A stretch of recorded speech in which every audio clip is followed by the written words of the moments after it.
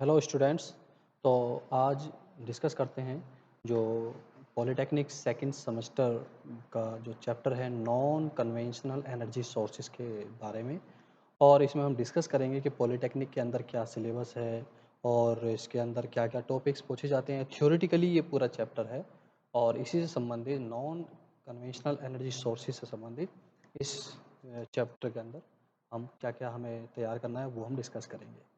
चलिए शुरू करते हैं। तो सबसे पहले इसके अंदर हमें क्या डिस्कस करना है, सबसे देखेंगे कि what are the non conventional energy sources क्या हैं वे उनको देखेंगे। विंड एनर्जी के बारे में डिस्कस करेंगे जो हमारे, और सोलर एनर्जी क्या होती है उसके बारे में इस चैप्टर के अंदर हमें डिस्कस करना है। और पॉलिटेक्निक सिलेबस के अंदर क्या क्या टॉपिक्स हमें कवर करने हैं वो भी हमें इसके अंदर देखना है। विंड एनर्जी के अंदर हम देखेंगे कि इंट्रोडक्शन क्या है, स्कोप एंड सिग्निफिकेंस यहाँ पर क्या है, measurement of wind velocity bye anemometer हम कैसे उसको देखते हैं, and general principle of windmill क्या होता है। ये तो विंड एनर्जी के लिए हमें इतना सिलेबस तैयार करना है, इससे अलग और कुछ नहीं। सोलर एनर्जी पे आएंगे। सोलर एनर्जी में देखेंगे solar radiation and potentiality of solar radiation in India, ये क्या है, and uses of solar energy. उसमें सोलर कुकर होता है, सोलर वाटर हीटर होता है, सोलर फोटोवोल्टेइक सेल्स होती हैं और सोलर एनर्जी कलेक्टर होता है। तो इसमें सबसे ज़्यादा अगर एग्ज़ाम के अंदर पूछा जाता है तो वो होता है कि जो मेजरमेंट ऑफ विंड वेलोसिटी है, एनीमोमीटर क्या होता है, ये बहुत बार पूछा गया है। और general principle of windmill क्या होता है, ये पूछा गया जाता है। और solar cooker, solar water heater, solar photovoltaic cell, ये सब चीज़ें इसके अंदर ज़्यादा पूछी जाती हैं। तो 2-3 चीज़ें इसमें सबसे ज़्यादा पूछी जाती हैं। एक तो वेलो एनीमोमीटर के बारे में, और एक विंड मिल क्या होता है, और सोलर कुकर क्या होते हैं, और सोलर वाटर हीटर, ये सब ज़्यादा इसमें पूछा जाता है। और सोलर फोटोवोल्टेइक सेल क्या होती हैं वो इसमें ज़्यादा पूछा जाता है। चलिए सबको डिस्कस करेंगे। तो first of all what are the non conventional energy source क्या होते हैं, या सबसे पहले देखेंगे कन्वेंशनल एनर्जी सोर्स हमारे क्या हैं। जो हमारे सीमित सोर्सेज हैं जैसे कि पेट्रोल है, डीजल है और केरोसिन है, तो ये एक सीमित हमारे सोर्स ऑफ एनर्जी के रिसोर्सेज हैं। तो हम जानते हैं कि हमारा जितना भी डेली लाइफ है वो टेक्नोलॉजी पे बेस्ड होती जा रही है। हम लोग टेक्नोलॉजी पे डिपेंड होते जा रहे हैं। तो टेक्नोलॉजी को क्या चाहिए, एनर्जी चाहिए। किसी भी टेक्नोलॉजी के लिए हमें इलेक्ट्रिसिटी चाहिए, और इलेक्ट्रिसिटी जनरेट करने के लिए हमें कोयला या अन्य जो पदार्थ हैं हमारे, पेट्रोल डीजल, वो हमें चाहिए। लेकिन वे एक सीमित मात्रा तक ही हैं, इनको ख़त्म होना है। तो इसलिए हमें किसी ऐसे ऊर्जा सोर्स पर डिपेंड होना ज़रूरी है। यानी कि आने वाले समय में जितनी भी कंट्रीज़ हैं, अभी हम क्या करते हैं, एक दूसरे पे डिपेंड हैं बहुत ज़्यादा, लेकिन आने वाले समय में हमें सेल्फ डिपेंड होना पड़ेगा। सेल्फ डिपेंड होने के लिए क्या है, नॉन कन्वेंशनल एनर्जी सोर्सेज हमें अपनाने होंगे और उन्हीं पे ज़्यादा काम करना होगा।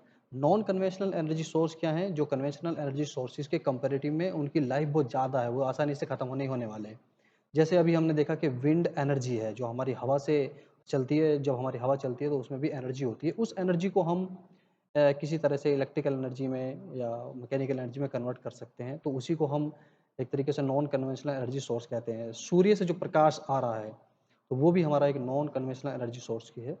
तो non conventional energy source of energy are energy sources which are continuously replenished by natural processes, and non-conventional sources are also known as renewable energy source of energy.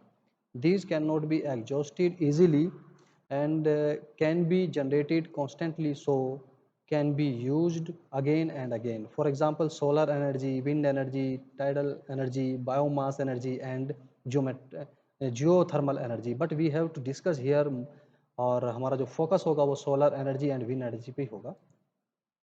तो इन आवर यूपी गवर्नमेंट, तो यहाँ पे इसमें भी हमारा जो renewable energy है या नॉन कन्वेंशनल एनर्जी सोर्स का डिपार्टमेंट है, और वो उसका नाम है department of additional sources of energy, government of Uttar Pradesh. तो Uttar Pradesh new and renewable energy source development agency यहाँ पर ये है जो इसी चीज़ पे हमारे यहाँ पर काम कर रही है।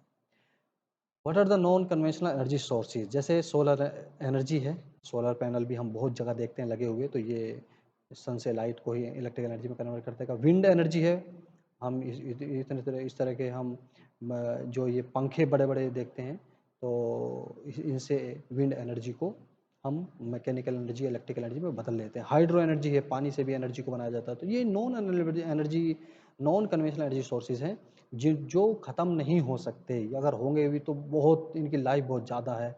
और सबसे महत्वपूर्ण बात ये है कि इनसे हमारा कोई भी एयर पॉल्यूशन का झंझट नहीं है, कोई पॉल्यूशन नहीं है और ये जो रिसोर्सेज़ हैं ये ख़त्म होने वाले नहीं हैं। जैसे जियोथर्मल एनर्जी है, बायोफ्यूल्स है, बायोगैस एनर्जी है। तो हमारा इस चैप्टर के अंदर जो मेन टॉपिक है वो solar energy and wind energy पे ही रहेगा। In wind energy, the introduction, the terms wind energy and wind power both describe the process by which the wind is used to generate the mechanical power or electricity. Wind power or wind energy describes the process by which the wind is used to generate the mechanical power or electricity. Wind turbines convert the kinetic energy in the wind into the mechanical power. This mechanical power can be used for specific tasks like grinding the grains or pumping water, or can be converted into electricity by a generator. तो जो हमारी wind है, जो wind energy है, तो wind energy क्या करेगी? Wind energy या विंड पावर एक तरीके से इसको हम मैकेनिकल पावर या इलेक्ट्रिकल पावर में जब कन्वर्ट यहाँ पर कर देते हैं। अभी हम क्या देखते हैं कि हम इलेक्ट्रिसिटी से यानी कि विंड जनरेट कर सकते हैं। जैसे हमारे सीलिंग फैन है, जो छत के पंखे होते हैं, वो क्या होते हैं कि वहाँ पर हमने इलेक्ट्रिसिटी दी और पंखे की जो ब्लेड्स हैं वे घूमते हैं और हमें हवा मिलती है। लेकिन हम इसका भी उल्टा कर सकते हैं, हवा से हम इलेक्ट्रिसिटी जनरेट कर सकते हैं। यानी कि पंखे अगर हम बड़े-बड़े ब्लेड्स लगा के उनको हवा की हेल्प से उनको अगर रोटेट करें, तो जब वे रोटेट होते हैं तब हम इलेक्ट्रिसिटी भी बना सकते हैं। तो इसका उल्टा भी ये सही है। तो scope and significance, wind energy is available without any cost and it does not emit any green house gases. This makes it a great source of energy production for any developing state. The field of wind energy has tremendous scope of innovation, translating to real world applications and tremendous economic opportunity. It is a clean fuel source. Wind energy does not pollute the air like the power plants and that rely on combustion of fossil fuels such as coal and other natural gas, which emit particulate matter, nitrogen oxide and sulfur dioxide, causing human health problem and economic damage. तो इसके अंदर scope बहुत ज़्यादा है। हम जो हमारी wind energy है उसको हम इलेक्ट्रिसिटी या मैकेनिकल पावर से कई जगह हम देख रहे हैं कि इससे आटा जो आटा पीसा जा सकता है, इससे का पंप इससे चलाए जा सकते हैं या सिंचाई के उसमें भी ये काम आ सकती हैं। तो बहुत सारे स्कोप इसके अंदर हैं क्योंकि हमारा जो देश है वो कृषि प्रधान देश है, तो वहाँ पर हमें सिंचाई के लिए ये सब वहाँ पर प्रयोग में लाया जा सकता है। How does wind energy work? तो हम देखते हैं कि ये बड़े-बड़े यहाँ पर ब्लेड्स लगे होते हैं जिनको wind blades pass turbines rotating the blades. जब यहाँ से हवा पास होती है तो ये जो ब्लेड्स को रोटेट कराती है और जो रोटेट होने से यहाँ पर काइनेटिक एनर्जी मिलती है, उससे ये यहाँ पर गियर बॉक्स होता है जो इस यहाँ पर मोशन में आता है। जब ये मोशन में आएगा तो यहाँ से हम इलेक्ट्रिसिटी जनरेट कर सकते हैं। और जो इलेक्ट्रिसिटी जनरेट होती है वो एक तरीके से हमारा यहाँ पर पावर हाउस होता है, यानी कि ट्रांसफार्मर होता है जिनको हम अपनी आवश्यकता अनुसार लो वोल्टेज या हाई वोल्टेज उसको बना करके जो हमारी ग्रिड होती है उसको सप्लाई कर दिया जाता है फॉर डिस्ट्रीब्यूशन। तो इस तरह से ये इसका एक यहाँ पर वर्क यहाँ पर होता है। Measurement of the wind velocity by anemometer, एक हमारा जो पॉलिटेक्निक के सिलेबस में है ये बहुत ज़्यादा पूछा जाता है कि जो हमारा एनीमोमीटर है वो क्या है। प्रैक्टिकल भी इसका होता है और इससे हम वेलोसिटी ऑफ विंड यानी कि जो एयर है हमारी उससे हम कैसे कैलकुलेट करते हैं। दरअसल क्या है, जो एनोमीटर है वो एक तरीके से रोटेशन पे बेस्ड है। जब यहाँ पर इसमें ये सेमी स्फेरिकल जो यहाँ पर लगे हुए हैं आधे आधे, ये एक गोले कटा हुआ गोला है, कप टाइप है, कप है बिल्कुल। और इस पर ये लगे हुए हैं, यहाँ पर ये डायरेक्शन को एरो लगा हुआ है और जब ये घूमता है हवा इस जब कप को हवा घुमाती है तो यहाँ पर जितने भी रोटेशन इसके आते हैं वो यहाँ पर एक काउंटर पर हम उसको रीड कर लिया जाता है। और एक यहाँ पर फॉर्मूला यहाँ पर होगा ये, if R with the radius of the circular path of cup, जो कप घूम रहे हैं उसका अगर सर्कुलर पाथ की रेडियस आर है तो और कप जो है वो एन रेवोल्यूशंस वहाँ पर बनाता है, तो अब वहाँ पर जो डिस्टेंस ट्रेवल्ड होगी वो 2 पाई आर एन यहाँ पर होगी। अगर एन जो number of revolutions are completed in T second में वहाँ पर ये हो रहे हैं, then velocity of wind can be calculated by using this formula 2 pi R N upon T. तो यहाँ से विंड की वेलोसिटी हम एनीमोमीटर की हेल्प से कैलकुलेट कर लेते हैं। General principle of windmill का क्या होता है? तो windmills, wind turbines work on a simple principle. Instead of using electricity to make wind, like fan, wind turbines use wind to make electricity. Wind turns the propeller like blades of a turbine around a rotor, which spins the generator, which creates the electricity. And or we can say that windmill is a device which is used to convert wind energy into mechanical energy or electrical energy. तो होता क्या है कि इसका जो principal है वो simple ही है कि जो हवा है वो ब्लेड्स को घुमाती है, और ब्लेड्स जो हैं वो मोटर के जो वहाँ पर रोटर हैं उनको घुमाएगी, और स्पिन वहाँ पर वहाँ से जो जनरेटर को स्पिन करेगी, वहाँ से इलेक्ट्रिसिटी बनेगी या मैकेनिकल एनर्जी में वहाँ से कन्वर्ट यहाँ पर हो जाती है।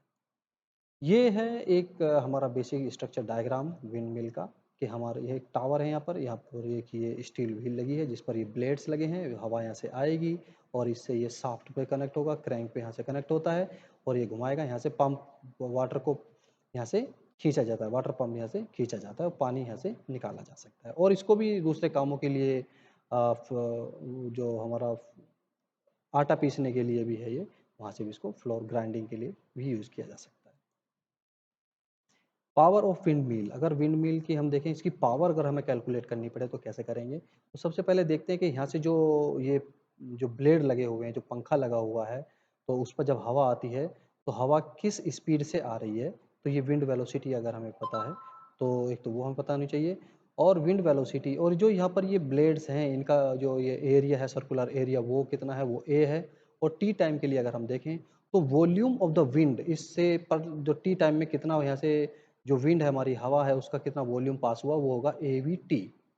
Now mass of air passing through wind mill, wind will be, क्या होगा यहाँ पर, जो विंड मिल है उसमें हमारा जो मास कितना पास हुआ तो डेंसिटी से मल्टीप्लाई कर दी जाएगी, तो इतना मास आ गया। तो kinetic energy of the wind 1/2 M की जगह रख देंगे V², तो यहाँ से ये 1/2 रो AV³ एक तरीके से उसकी काइनेटिक एनर्जी आ जाती है। और तो पावर क्या होती है, एनर्जी पर यूनिट टाइम होती है, इसको अगर टाइम से हम डिवाइड कर दें तो यहाँ से पावर भी निकल आएगी, तो T से T कैंसिल होगा, तो 1/2 रो AV³। तो यहाँ से इसकी पावर हम विंड मिल की निकाल सकते हैं, कितनी पावर यहाँ से जनरेट हो रही है। तो विंड, तो हम इस फॉर्मूले से देख रहे हैं कि जो हमारी विंड पावर है, it is directly proportional to the area of the circle of the windmill and density of air and velocity. और हाईली डिपेंड करती है ये वेलोसिटी ऑफ द एयर पे, क्योंकि वी की पावर क्यूब है, तो अगर जितनी तेज़ हवा चलेगी उतना ही हमारी पावर भी ज़्यादा जनरेट होगी। आइए सोलर एनर्जी पे आते हैं और देखते हैं सोलर एनर्जी हमारी क्या होती है। तो solar energy is energy from sun that is converted into thermal और electrical energy. Solar energy is the cleanest and most abundant renewable energy source available. तो जो हमारी सोलर एनर्जी है ये एक तरीके से क्लीन, कोई इसमें पॉल्यूशन नहीं होता है और बिल्कुल क्लीन है। तो और कुछ जानकारी इसमें है कि India is endowed with vast solar energy potential about 5000 trillion kilowatt per hour year energy is incident over the India's land. तो इतनी यहाँ से पावर अभी हम इंडिया के अंदर जनरेट कर रहे हैं। और राजस्थान के अंदर तो सबसे ज़्यादा स्टेट ये है जहाँ पर ये हमारा सोलर एनर्जी वहाँ पर इस्तेमाल हो रही है, और काफ़ी आगे राजस्थान और अदर स्टेट्स के आगे उसमें है। तो solar energy, sun is a continuous source of energy. जो हमारे सोलर एनर्जी है वो सन से आती है, सन के प्रकाश से आती है, और सन के पास जो एनर्जी है वो असीमित है और कंटिन्यूसली वो एनर्जी को देता रहता है।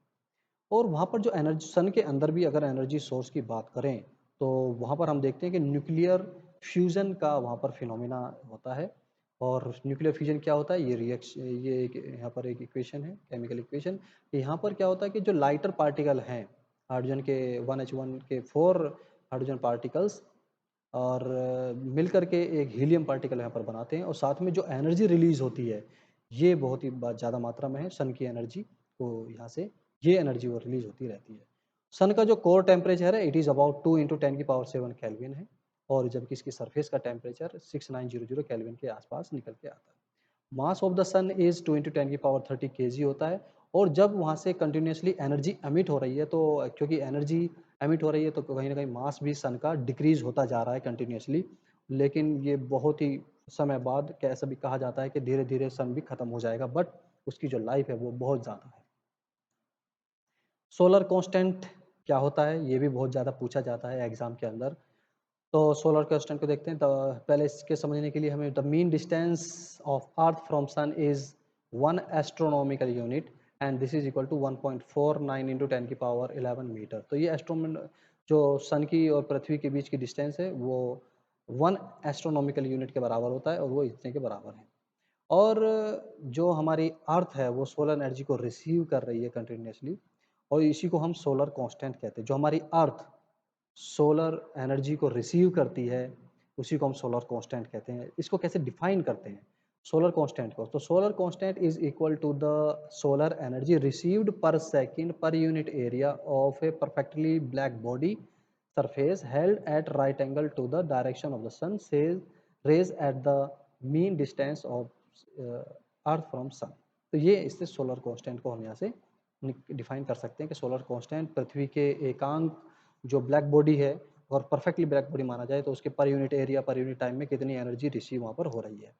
सोलर कांस्टेंट की जो वैल्यू है मैग्नीट्यूड ऑफ सोलर कांस्टेंट जो अर्थ के लिए है that is equal to 0.32 kelvin calorie per second metre square. ये कैलोरी में है, सीजीएस में है, इसको आईएमकेएस में किलोवाट में बदल सकते हैं। 1.34 इंटू 1.34 किलोवाट पर मीटर स्क्वायर में या 1344 वॉट पर मीटर स्क्वायर में इतनी energy per unit area per unit time earth के उस पर रिसीव यहाँ पर होती है। This is a solar constant.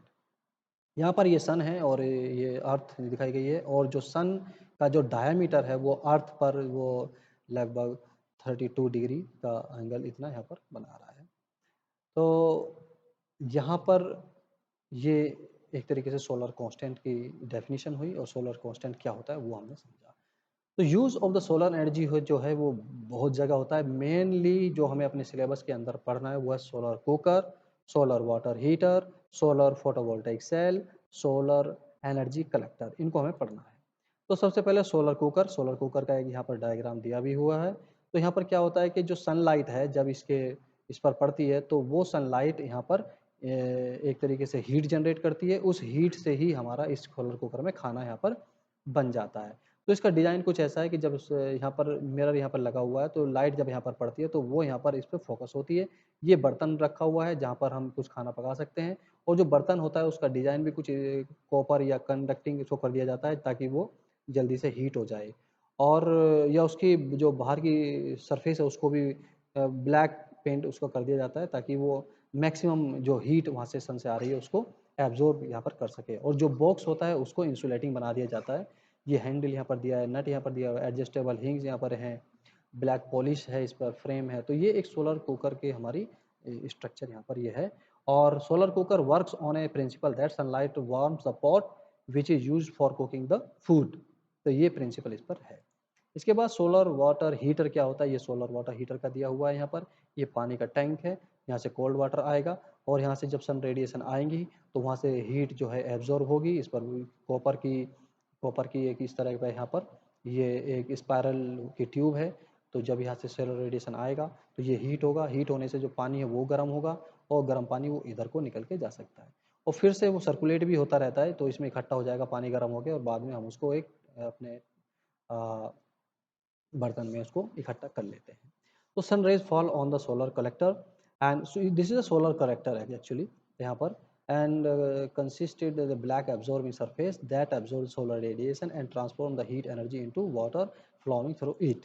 तो इससे क्या होता है कि पानी पूरा ये गर्म हो जाता है। सोलर फोटोवोल्टिक सेल क्या होता है? सोलर फोटोवोल्टिक सेल या सोलर सेल में क्या अंतर है? पहले बात तो हम कहीं बोल देते हैं सोलर सेल। सोलर सेल जो है वो सनलाइट पे डिपेंड करती है, यानी कि जितना प्रकाश होगा वो उस पे डिपेंड करती है। और ये फोटोवोल्टिक्स भी सेल भी कहलाती है। थोड़ा सा डिफरेंस है कि अगर हम जो हमारी ऑर्डिनरी लाइट है उससे अलग और अगर ये हायर एनर्जी को भी एब्जॉर्ब करे, अल्ट्रावायलेट लाइट को या दूसरी रेज को भी लाइट करे तो मतलब फोटोवोल्टिक सेल का नाम वहाँ से दिया जाता है।